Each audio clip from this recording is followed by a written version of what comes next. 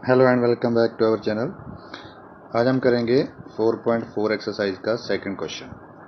New NCERT की book में ये 4.3 का सेकंड क्वेश्चन है, जिसमें उन्होंने बोला है कि के की वैल्यू फाइंड करो अगर जो गिवन हमारे पास इक्वेशन है उसके इक्वल रूट्स हो। तो जैसे हमने जो लास्ट वाली वीडियो की थी उसमें मैंने बताया था कि इक्वल रूट्स कब होते हैं, जब हमारा डिस्क्रिमिनेंट 0 होता है। तो पहले हम फर्स्ट पार्ट के लिए करते हैं। तो इसमें क्या है कि फॉर इक्वल रूट्स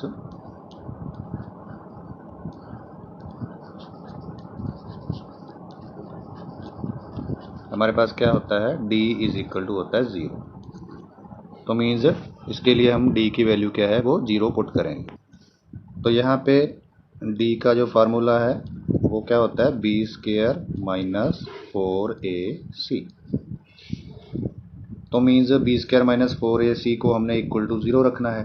तो यहाँ पे b की वैल्यू अगर देखोगे फर्स्ट इक्वेशन में, जैसे पिछली वीडियो में मैंने बात की थी कि b की वैल्यू क्या होती है, x का कोफिशिएंट होता है जो कि k है, तो मीन्स k का स्क्वायर ही आ जाएगा। -4 इंटू ए की वैल्यू 2 है, इंटू सी की वैल्यू 3 है जो कि कांस्टेंट टर्म होती है, a होता है एक्स स्क्वायर का कोफिशिएंट। इज इक्वल टू हमने 0 रखना है। क्यों रखना है? क्योंकि इक्वल रूट्स कब होते हैं, जब डिस्क्रिमिनेंट 0 होता है, d 0 होता है।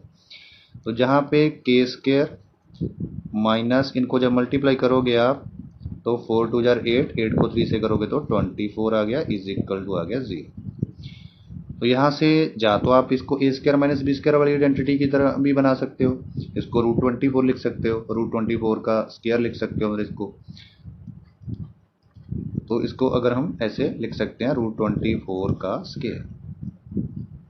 हाँ, √24 के आगे जब आप फैक्टर्स बनाओगे, 24 के जब आप फैक्टर्स बनाओगे ऐसे रूट में, तो वो क्या बनेंगे, 2 इंटू 2 इंटू 2 इंटू 3। तो इनमें ये पेयर बन गया, मतलब 2 बाहर आ जाएगा और रूट में हमारा क्या बचेगा, 6 बचेगा। तो एक तरह से आप इसको क्या लिख सकते हो, k का स्क्वायर माइनस 2√6 का whole square is equal to 0। तो अभी ये आइडेंटिटी बन गई हमारी a का स्क्वायर माइनस b का स्क्वायर। तो वो आइडेंटिटी होती किसके इक्वल है, पहले a प्लस b होता है, a की वैल्यू k है और b की वैल्यू हमारी 2√6 है। फिर होता है a माइनस बी, a की वैल्यू k और b की वैल्यू अगेन 2√6 और इज इक्वल टू 0। तो क्योंकि हमारे दो फैक्टर्स बन गए हैं तो दोनों फैक्टर्स को बारी बारी हम 0 के इक्वल रखेंगे। पहले k plus 2√6 is equal to 0 और डाल के k minus 2√6 is equal to 0। तो इसमें से k की वैल्यू निकालोगे, जब उस तरफ लेके जाओगे 2√6 को, तो वो माइनस का 2√6 आ जाएगा।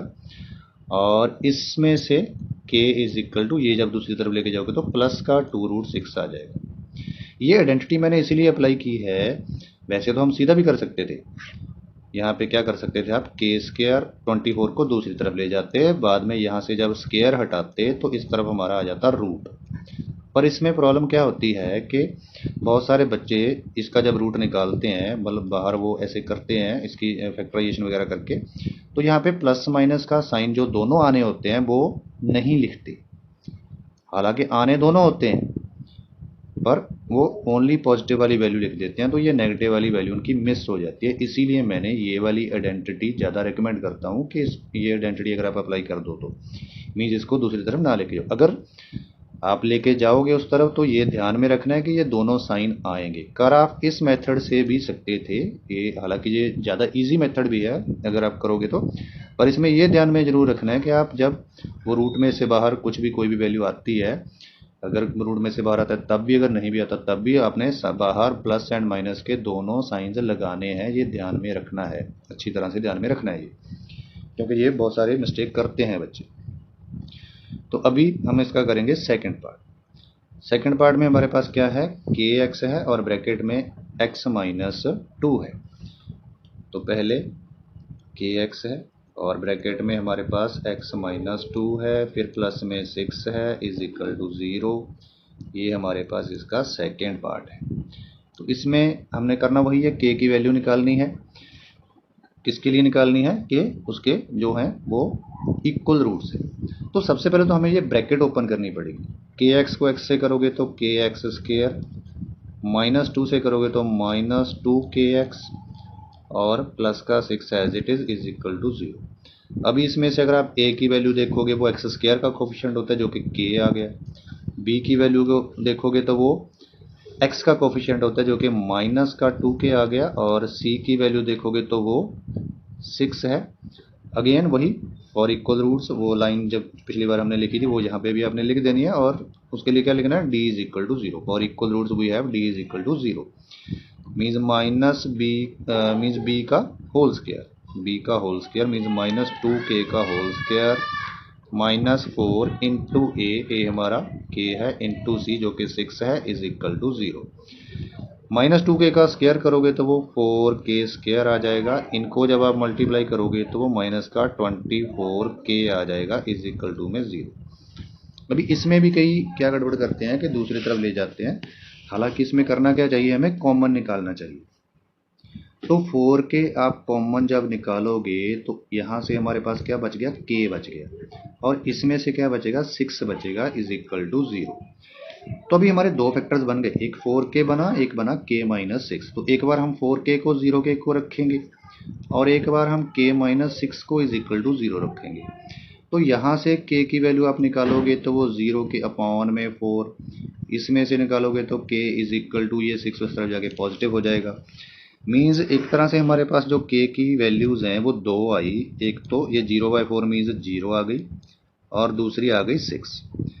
तो अभी बहुत सारे क्वेश्चंस में तो दो जो वैल्यूज़ आएंगी दोनों की दोनों ही एक्सेप्टेबल हो जाएंगी, रिजेक्ट नहीं होंगी। पर यहाँ पे देखो प्रॉब्लम क्या है, हमारी जो क्वाड्रेटिक इक्वेशन बनी थी वो उसका जो फर्स्ट टर्म थी वो थी kx²। तो अगर k की वैल्यू 0 हो जाती है तो यहाँ पे अगर आप 0 पुट करोगे तो x² वाली टर्म तो खत्म हो जाएगी, एलिमिनेट हो जाएगी, क्योंकि वो 0x² हो जाएगा मीन्स 0 ही हो जाएगा, और ये भी 0 हो जाएगा मीन्स 6 इज इक्वल टू 0 रह जाए, तो वो तो पॉसिबल ही नहीं है। 6 इज इक्वल टू 0 तो हो नहीं सकता ना, क्वाड्रेटिक इक्वेशन ही नहीं बनेगी, तो इट मीन ये वाली रिजेक्ट हो जाएगी। इसको आप क्या कर दोगे, रिजेक्ट। क्यों रिजेक्ट करेंगे, बिकॉज अगर ये वैल्यू हम पुट करते हैं तो it will not be a quadratic equation, तो इट मीन्स k की वैल्यू हमारी क्या आएगी, 6 आएगी। अभी बहुत सारे बच्चे ये भी बोलते हैं कि इसमें हमने मीन्स क्या करते हैं ना, वो यहाँ पे ना 4k² जैसे है तो इज इक्वल टू में ले जाते हैं यहाँ से वो 24k, और वहाँ यहाँ से इसको एक तरह से फैक्टर बना के k इंटू 4k बना के बाद में वो 24k अपॉन में 4k ऐसे करके कैंसिल करके 6 ले आते हैं। तो वो कहते हैं हमारा भी आंसर 6 ही आया, आपका भी 6 ही आया। पर इस पार्ट में तो चलो आ गया ठीक है, पर हर एक पार्ट में नहीं आएगा ऐसे, क्योंकि हर एक पार्ट में ये रिजेक्ट नहीं होगा। इसमें तो रिजेक्ट हो गया ना, क्योंकि वो 0 आ गया, इसीलिए वो क्वाड्रेटिक इक्वेशन हमारी नहीं बन रही थी उस 0 की वैल्यू पुट करने से, अगर k की वैल्यू हम 0 पुट कर देते हैं। पर हमेशा नहीं होगा ये, क्योंकि कई बार आपकी जो दो वैल्यूज़ आएंगी दोनों की दोनों ही उसको सेटिस्फाई करेंगी, उसके लिए वो क्वाड्रेटिक इक्वेशन रहेगी। तो वहाँ पे अगर आप ऐसे कर दोगे, इस मेथड से कर दोगे मीन्स कॉमन नहीं निकालोगे, तो एक वैल्यू आपकी वहाँ पे मिस हो जाएगी, वो गड़बड़ हो जाएगी। अभी मान लो यहाँ पे k ना होता, x² के साथ k ना होता, सिर्फ मिडल में होता, और मिडल में होता मान लो हमारा कहीं ना कहीं ऐसे, या यहाँ पे k आ जाता, तो यहाँ पे k आ जाता, इसमें इसके साथ ना होता तो इसमें भी k आता, इसमें भी k आता। आपने कॉमन निकालना नहीं था, आपने इस टाइप से कर देना था, तो k की वैल्यू 0 आ जानी थी। k की वैल्यू 0 आ जानी थी तो उससे क्या होना था, इन्होंने 0 बनना था, इसने तो 0 नहीं बनना था ना, kx² वाले ने तो 0 नहीं बनना था, तो इसीलिए वो k की वैल्यू 0 वहाँ पे एक्सेप्टेबल होती। तो इसीलिए ये मैं आपको यही मेथड रेकमेंड करूँगा कि आप कॉमन निकाल के करना, बाकी जैसा आपको ज़्यादा अच्छा लगे वैसे आप कर सकते हो। तो अगर आपको वीडियो अच्छी लगी, आपको समझ में आया, तो हमारी वीडियो को लाइक कर दीजिए और हमारे चैनल को सब्सक्राइब कर दीजिए। And thanks for watching the video.